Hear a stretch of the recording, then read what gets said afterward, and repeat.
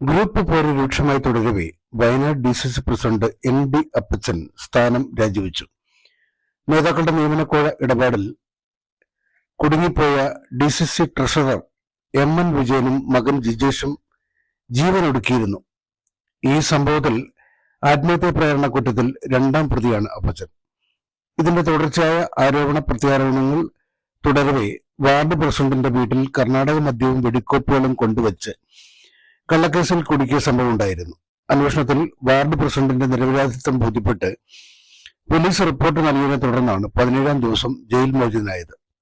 ആ സംഭവത്തിൽ ആരോപണ വിധേയനായ പഞ്ചായത്ത് അംഗം ജോസ് നെല്ലേടം ജീവനൊടുക്കിയതോടെ കാര്യങ്ങൾ കൈവിട്ടുപോയി.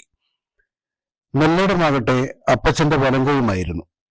രാജിക്കത്ത് KPCC നേതൃത്വത്തിന് അപ്പച്ചൻ കൈമാറിയിട്ടുണ്ട്.